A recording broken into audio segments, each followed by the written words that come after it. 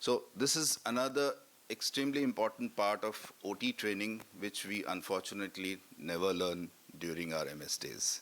We are all peeping into the eye, looking into the eye, treating the eye, but when it comes to handling the OT or the instruments, we know nothing about it, unfortunately.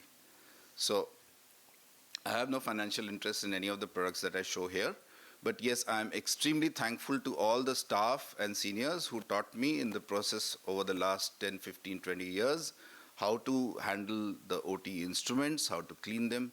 It's a learned process. You learn it from many people, including the ward boys and the OT technicians. There's nothing shameful about it. But you should all know. Even the person who is not doing any of this work should know, because unless and until you know it, you cannot correct others. So we learn, but don't learn how to clean and sterilize our instruments. So why do we really need to clean our instruments? You may just wonder, why not just straight away take the instruments, put it in the sterilizer, maybe a ETO or a steam sterilizer, and finish off with it. That doesn't happen like that, and I'll explain you why. There are 4 processes that are taking place: cleaning, packaging, sterilization, storage. Our esteemed speaker, Dr. Bhaskar, would be speaking about sterilization later on after this. So I would please like to skip around and go to the next slide. And that is, cleaning and rinsing are most important, because many a times we use substances like viscoelastics, the cortical matter which is present in the cataract, which may get stuck up in lumen instruments like the Simcoes or the IA cannula. There may be a lot of blood or fluids which are sticking onto the instrument, which can cause deterioration of the surface of the instruments and pitting during the sterilization process. And organic material and soil debris can block the sterilization agents from going in. So basically during the autoclaving process, the tissue gets baked in and it goes over the surface of the instrument and doesn't allow the heat or the steam to penetrate and sterilize that area. So when you're about to do the surgery, if that particular baked area or the tissue that is stuck moves away, you're actually operating with the area which is not sterile or not adequately sterile. So of course we know all of this, toxic anterior segment syndrome. I hope many of us haven't faced it. And the most common cause for this is, of course, OVD, which has been left behind in the lumen. Of course, it can also be caused by metal precipitates, contaminated solutions, intraocular medications, and even intraocular medication or solutions which are not in the right pH or in the right concentration. So this is one of the major reasons why cleaning of instruments is essential. When does cleaning start? It starts the moment the surgery starts, because the cleaning process has to be an ongoing process. It has to be done while the surgery is taking place. You don't do it and leave it for the end. Your assistants have to be trained. The moment the instruments are kept back in the tray, they should be cleaned in saline or ringer lactate, whatever solution you have, so that whatever residual blood, or most importantly viscoelastic in our cases, is washed off from the tip and doesn't get stuck onto it to be removed later. This also actually preserves the tips of the instruments for when you are cleaning it later on. One thing is to have a dedicated staff, maybe responsible, especially in a high volume OT. You should have a dedicated staff who continuously take away the instruments from the use set, take it to the cleaning area and start cleaning it immediately, so that whatever material that has got dried up gets cleaned up as early as possible, and the instrument life increases and the safety of the patient in the long run increases. Again, in the area where the cleaning takes place, the first step that the cleaner does is segregation.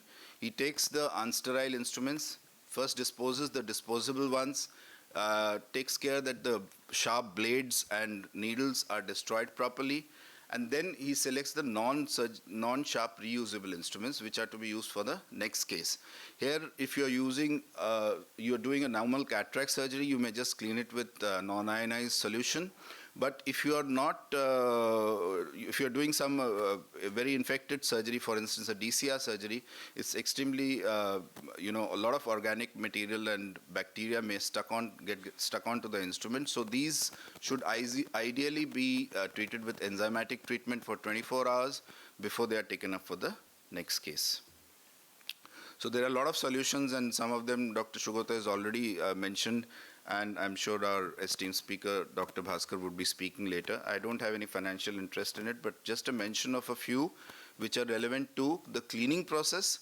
We can use a surfactant-based cleaning process like Blanazol Pure, which is basically a substance which helps in removing the dead tissue, blood, viscoelastics from the surface of the instrument without causing much problems later on.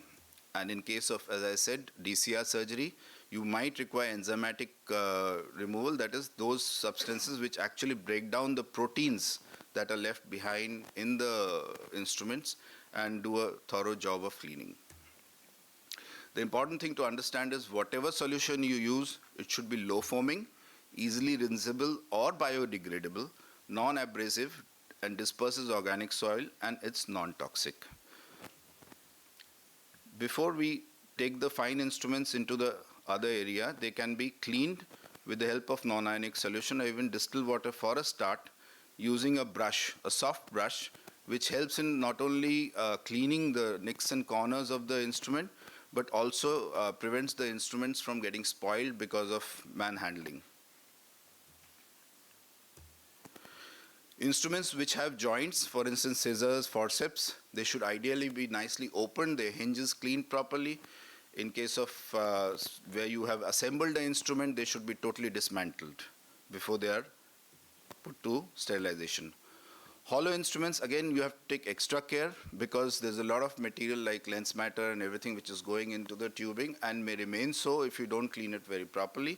So the best way to clean it is use non-ionic water, clean it, flush it from one end thoroughly using about a 20 cc or a 40 cc syringe, and cleaning it from one end to another, and then flushing away finally the solution also, so that no residual solution is also left within the system, though it's non-ionic, but you should at least dry it before you take it up for the autoclave.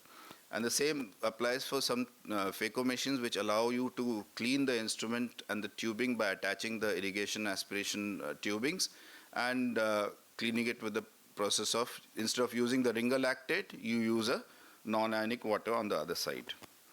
The important thing again out here is if you have a multiple surgery OT, it's best to change the tubing every 2 cases. One helpful thing to do for cleaning is having an ultrasonic cleaner. Ultrasonic cleaners are freely available. Basically, they help in agitating the instruments and the solution and helping the dirt material to come out of the instruments. So you can use a standard protocol where the ultrasonic machine is first primed and the solution for disinfection for surfactant is put in it. Then once you see that there is bubbling, which indicates that the ultrasonic machine is working and the time factor for priming is over, the instruments are put inside. And these are instruments which have been priorly cleaned with water at least, that is at least distilled water. Once this is done, the instruments are taken out. They may again be washed with distilled water, though my experience has been that it's not really required, doesn't lead to any problem. And subsequently, the instruments are wiped dry. It's very important that they should be wiped dry because they are going to go into the steam sterilizer, and we don't want any fluid waste to remain anywhere. Of course, before packing, you should put one of the indicators, sterilization indicators like signal lock or any other indicators. Large instruments, they may not fit into the ultrasonic cleaner, so you can just do it in a bucket where you have large volume surgeries. They can be done in one go and wiped clean with a cloth. Coming to the packaging of instruments, the packaging of instruments can be in rigid containers, peel pouches, wrappers. But the most important thing to understand out here is whatever you're using should be compatible with the instrument in use and the standard sterilization method of that instrument. If you have a plastic substance and you're going to autoclave it, you're going to destroy it. Or a ETO substance which imbibes the ethylene oxide for too long, it's not a safe way. So you have to choose your way of sterilization as per the requirement and the manufacturer. So we have rigid containers where we can store the instruments before we put it for autoclaving or sterilization process. The important thing to understand out here is that you should have adequate space between the instruments in steam sterilization to allow the steam to go through. And a very important step which may be missed at this point is many times people forget to open up the vents before they are putting it in the autoclave machine, and they should be opened up before you put it and immediately close the moment the can comes out of the autoclaver. We have, of course, other pouches which are available, which can be used to put small instruments inside, and then they can be sealed with a heat sealer. And the advantage with these pouches is that there are pre-markers for ETO and for autoclaving and sterilization, which change colors, so you don't need to, it's a double safety method that you have. And finally, a small video on how wrapping is done, because this is again very important, that you should use a material which is porous to steam or to ETO, depending upon what type of sterilization you're going to use, and pack it in a way that it's also easily dismantleable at the time of operation theater work. So it should be double packed. There should be one packing inside and one packing outside, so that the nurse can open up the first pack and hand you over a packet which has another sterile packing over it. This way it ensures that you don't touch the instruments inside. Thank you very much. Any queries, you can take it up in the later part, maybe after the last talk. And in case you need any queries, my email ID and WhatsApp numbers are there. You can, of course, call me up. You can note it down from there. Thank you. But you had a single question. Maybe we can take that. Yes, it should be ideally done, but it depends, because not anymore, but you never know when you have to give a block to the patient. So it's best if you don't. This is a debatable topic.